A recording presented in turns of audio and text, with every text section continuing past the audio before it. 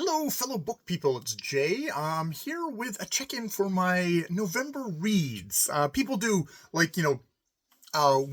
weekly check-ins with their reading. People do some people could do daily check-ins with their reading. I'm a slow reader, so let me just do a little monthly check-in on a fairly relaxed month. I've been reading a lot of series lately, and indeed, a couple of my selections here are the continuation of series, which there's nothing like doing a review of number 4 or 5 in a book series to really get people interested. The first book that I read in November was Chaos Choreography, which is number 5 in Shauna Maguire's Encrypted series. This is a 2016 urban fantasy book where basically kind of a lot of urban fantasy legends, a lot of creatures, some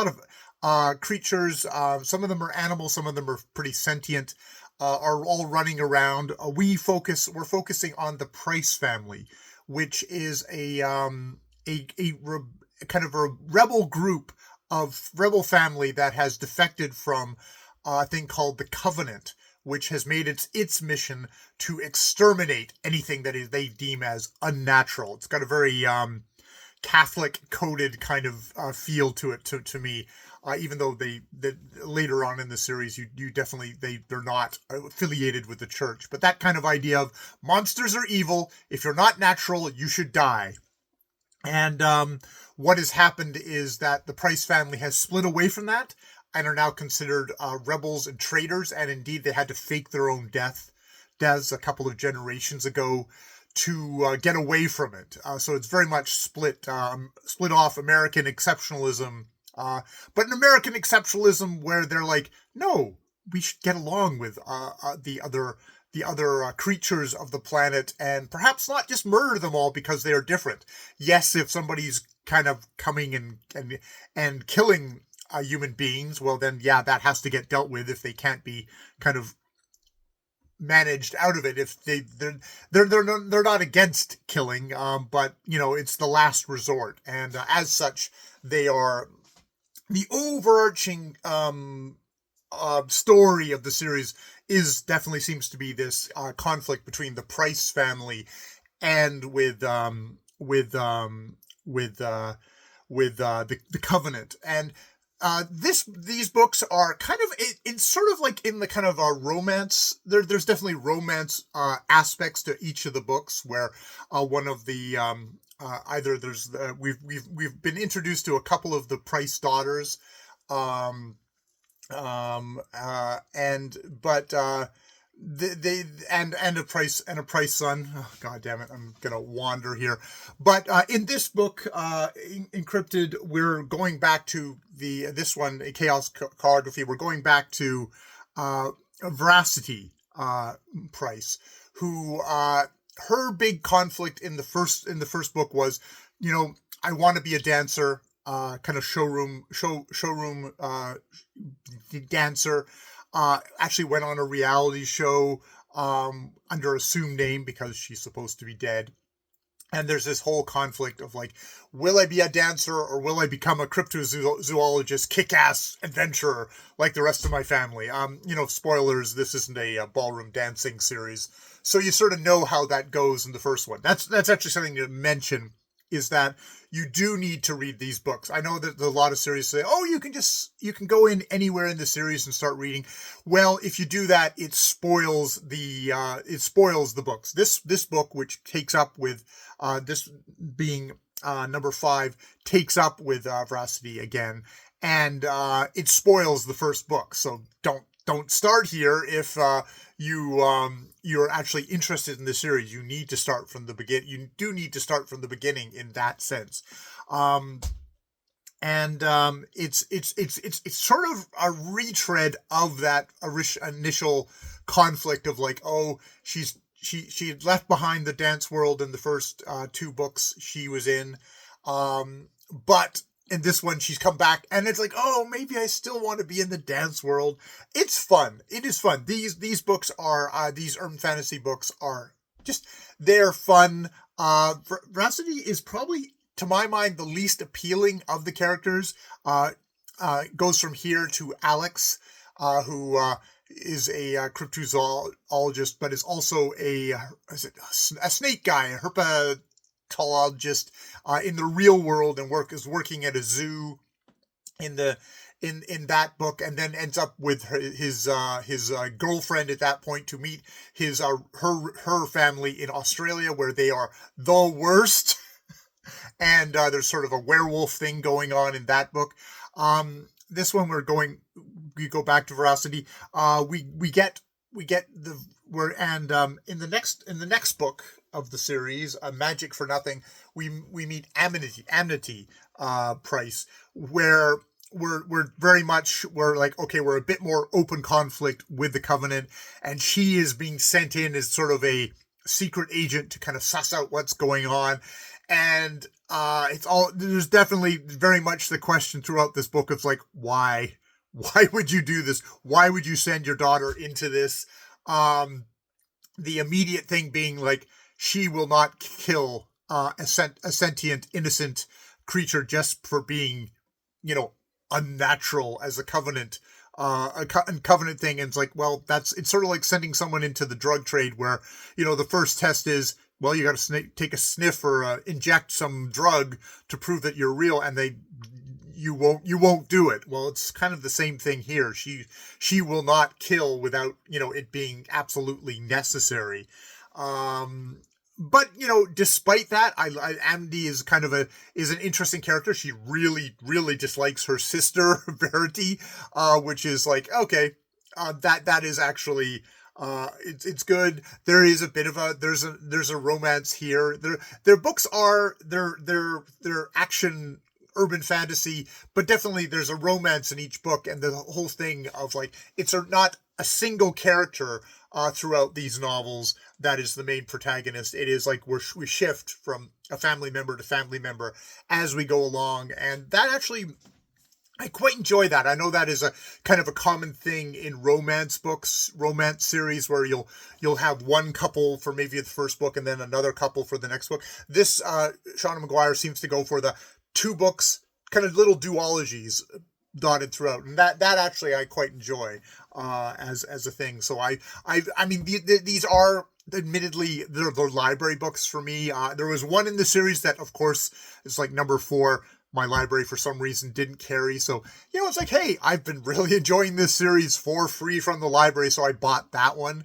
But these two, Chaos Choreography and Magic for Nothing, were at the library, so I just picked them up out of the library because they're light, they're fun, and if I can get them for nothing, that's awesome. So yeah. And then you might as well go on to the next series, which is number 2 in the Art of Royal Artifactual Guild series by Ruby Dixon, which I believe is a pen name. Ruby Dixon seems to be. We're not quite sure who Ruby Dixon is. She's a good writer, and maybe just doesn't want to be known for her hunky Minotaur romantasy. These books are set in a fantasy world where in the past there were magic users, and they created magical artifacts. The magic users went away, but the artifacts are now being kind of dug up by people in this guild, the Royal Artifactual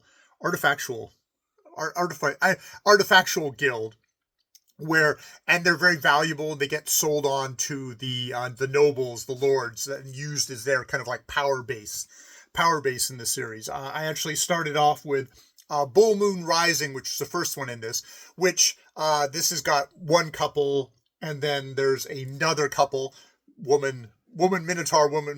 They're called Taurens, but it's a guy with a bull head and then a human body, and a explicit alert here. There's anatomy.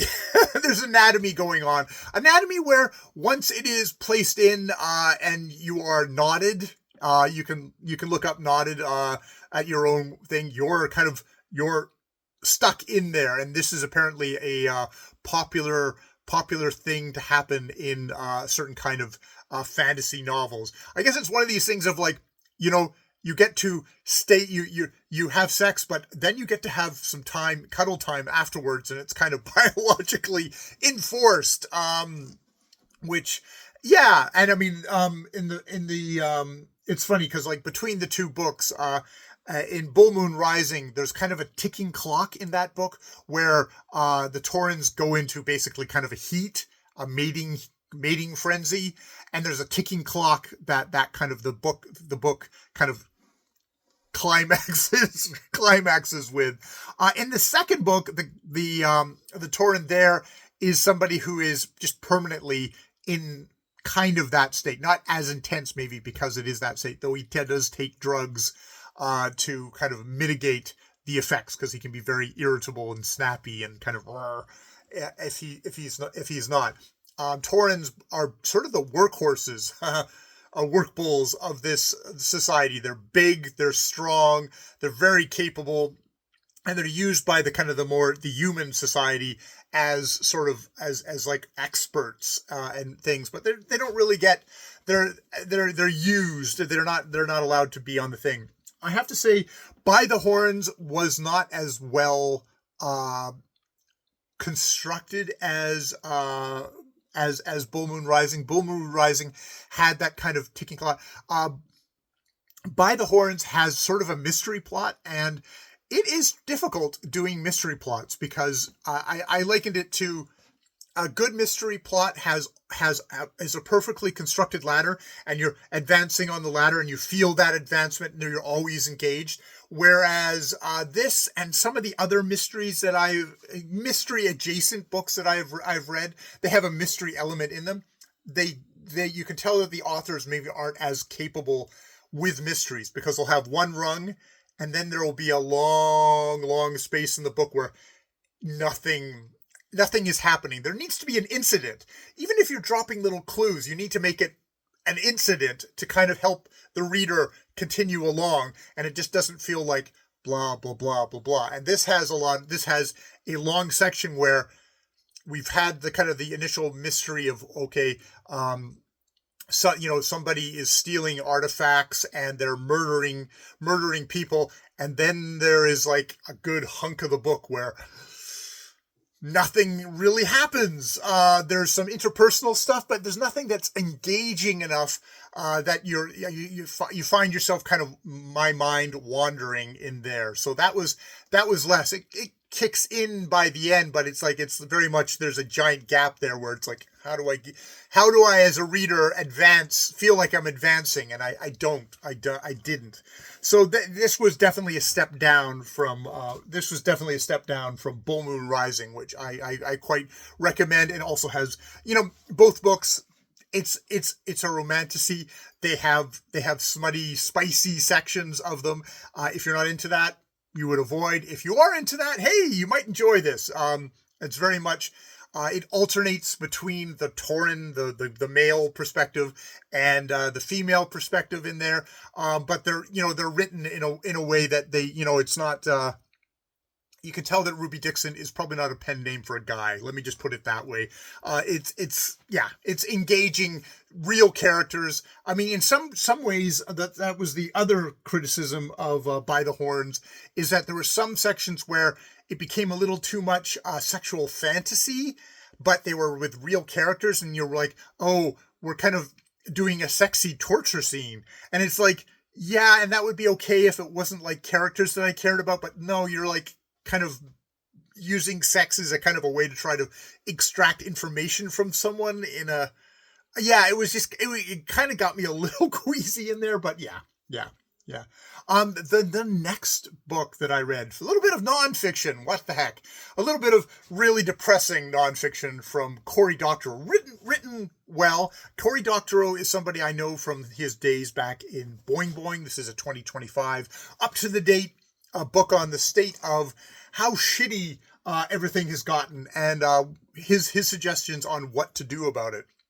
And in shitification, I did a review of this already. So, but why do social media platforms is primarily where he's going from, but you can kind of really extrapolate it to a lot of other stuff. why do social media platforms seem to inevitably decay? And I mean, the spoiler alert at the end of this book is that it's not inevitable.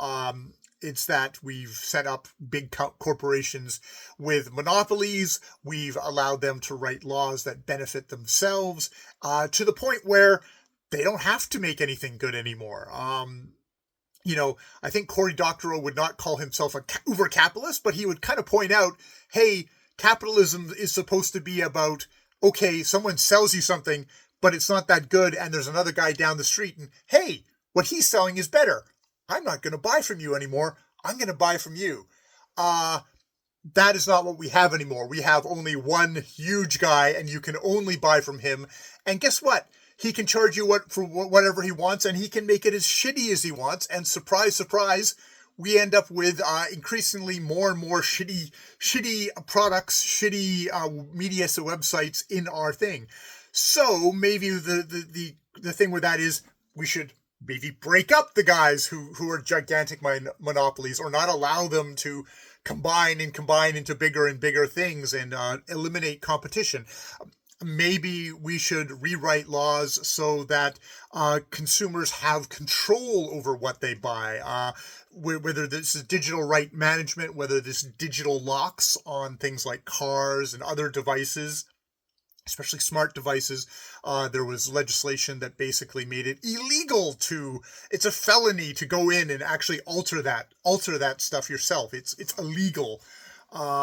So this was a really, really good book to read. A kind of a good counter to kind of maybe a feeling of fatalism that I think I can get. Some points in reading the book, I'm just like, yeah, things are so shitty. What the fuck can we do?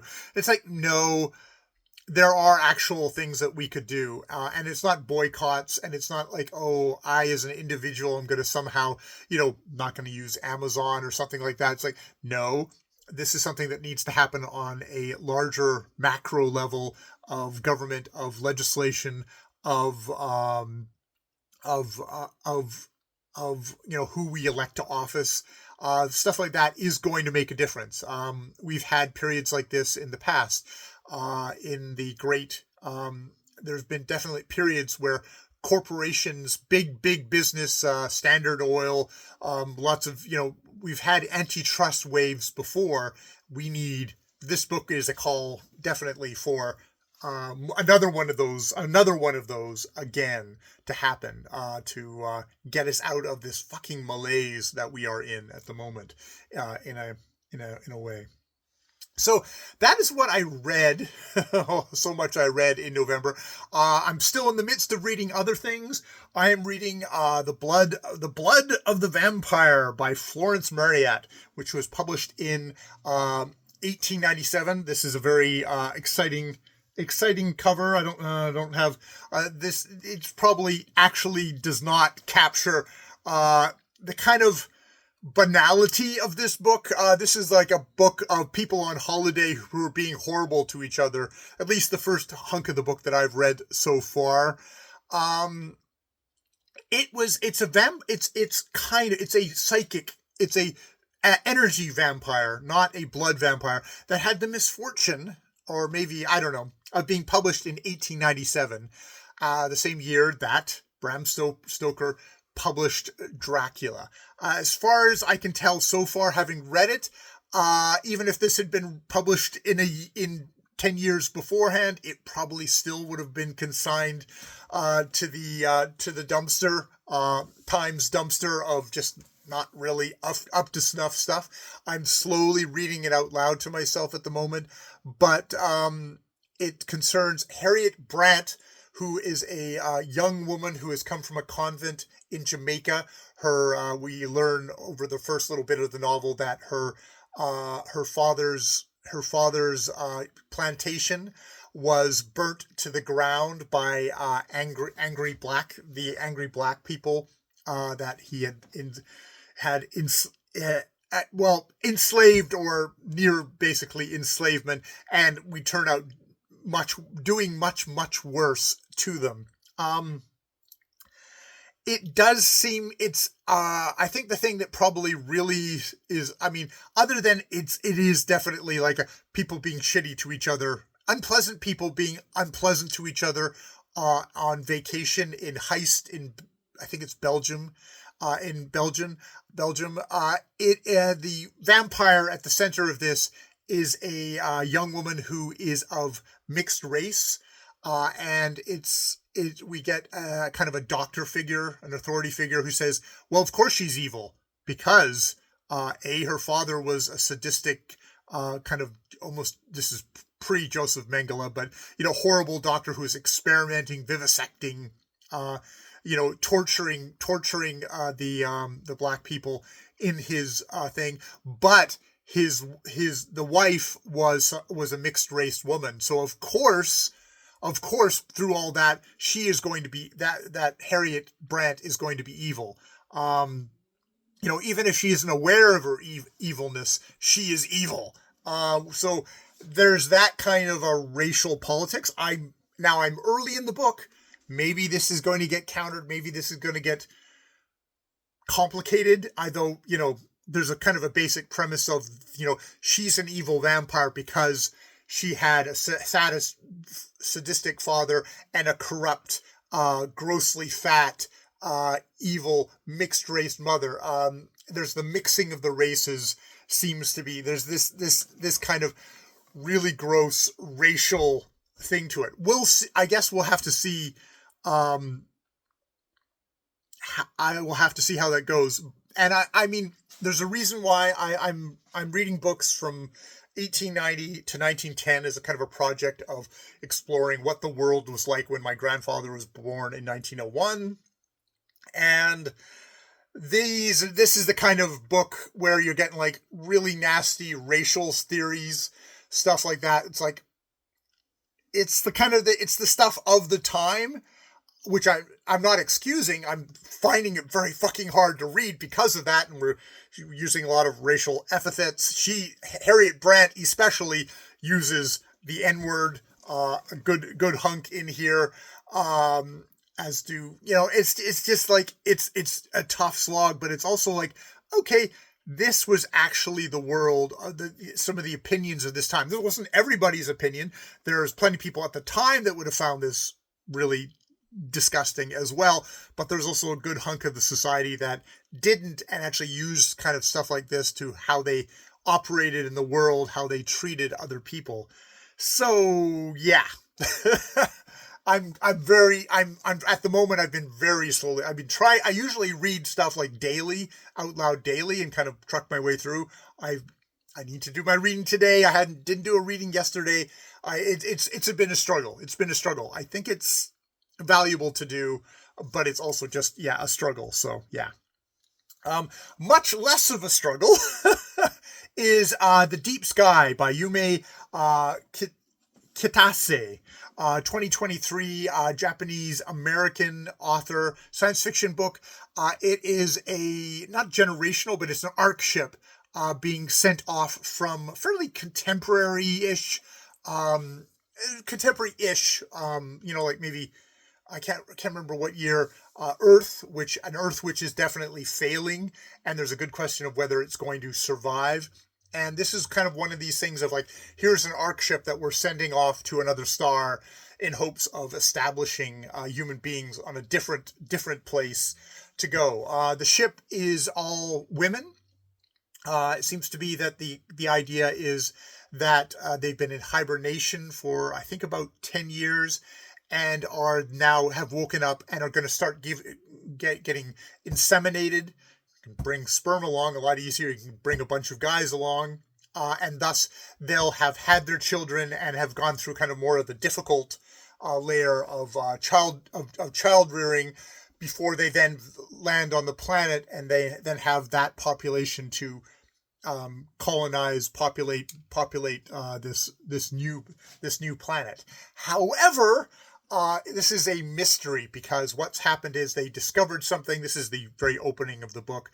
They've discovered something on the surface of their ship that's like his black spot. So the main character Asuka, who is an alternate, she was not one of the 80, I say 80 or 800, I can't remember, that were picked to be the main, competed to be the main. She was an alternate who got pulled in at the last moment.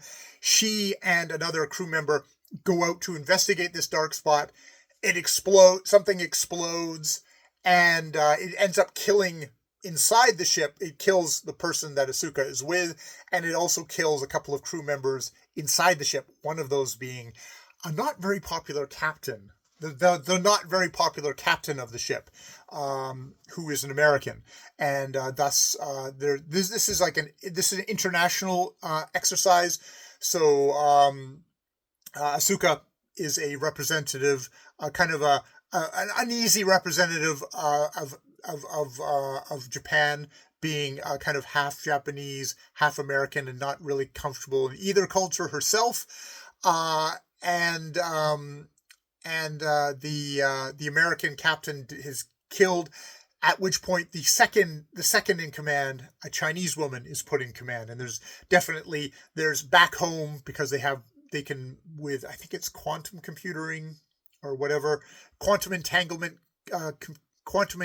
theory, they're able to actually communicate by text, and they know that there's, political chaos going at home, and China and America are at odds with each other. So there's a kind of a stress at home that things are not getting along. And then there's tensions within the ship between the different international peoples.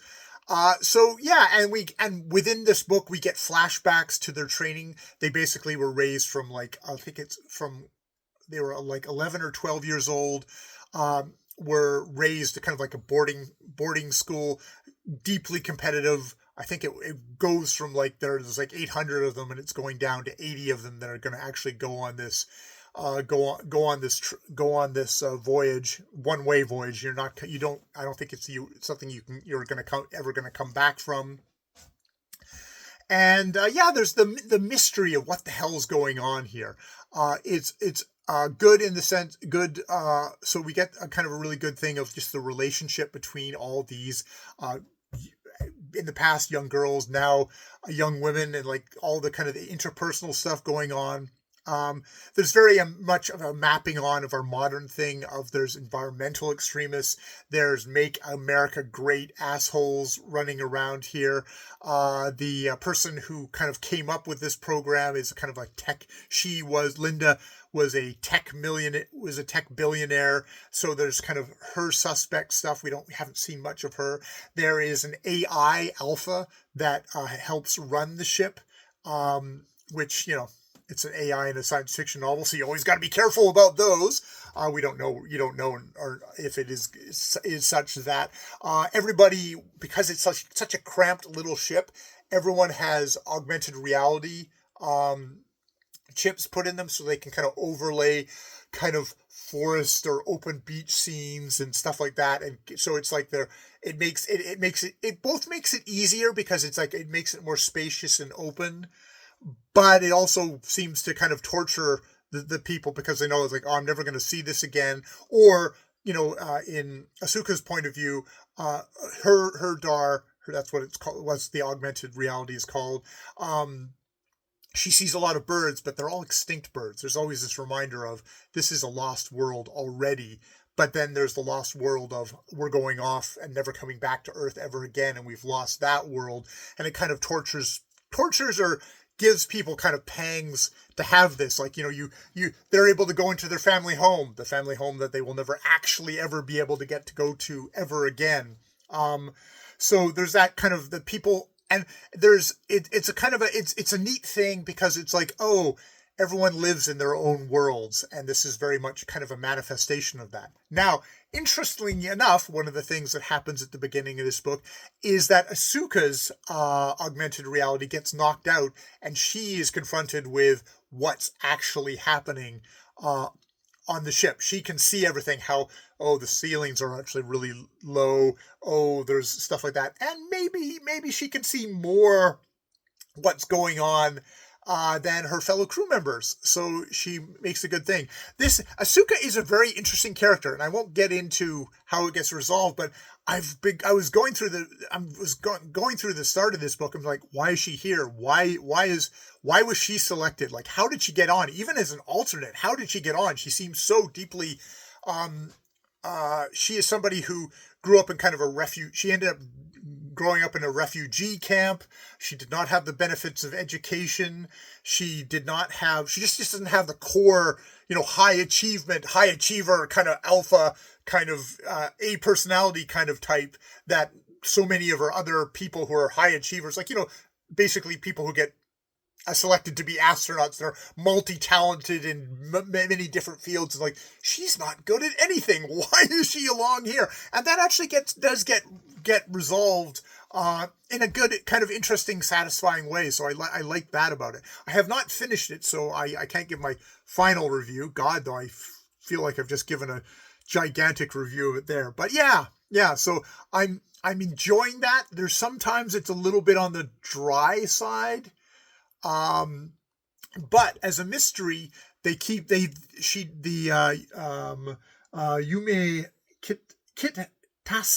Kitase, I'm probably butchering it. That's something I should look up if I actually do a review of the thing. Is supplying those satisfying rungs of like, oh, we learned this bit of information, we learned that bit of information. Having the flashbacks, it's like, oh, this is what that relationship is like. Oh, this is what these people's motivation is like. It's like satisfying rungs in the ladder of the mystery, which can get lost. If this is also called a thriller, it's not a it's not a thriller. It's a mystery. It's kind of thriller to me is like pounding pulsate. There's like, oh, super adventure kind of psychological. This is like kind of like unease, and yes, there's like, oh shit, bad things happen, but those are like brief little punctuations, and a lot of it is just like, oh, it's kind of grinding. There's the grinding of competing, of being a young person competing for this. It's like I think someone talks about it being, once finally they get to all the way to the end of like all this training, all this kind of people getting slowly eliminated, all this kind of just having to be the best and meet every stuff. It's like, it's an exhausting marathon. And there is that kind of like, it's a marathon pace. It's not like a foot race where you're running really, Tom Cruise isn't running really fast. This is some guys running like, 50, a marathon every day for years and years, which isn't to like undersell it, but it's just like, it's not thriller to me. All right. Yeah, see, this is why I never do these kind of videos, because it's ridiculously long of me just talking about 5 books, but I am incapable, apparently, of talking about books in short form. Or I have to do this video and then go back and try and slice out the 1 or 2 notes to then make a short video. And it's just like, that's fucking too much work. So this is what you get. This probably means nobody's going to see it other than me. But, I figured I'd give it a shot. But I do think this is a key example of why I never actually publish these kind of videos. All right. I've enjoyed November. Maybe I'll finish the Deep Sky before November is over and start something anew. Though it's today, so probably won't. All right. More videos later.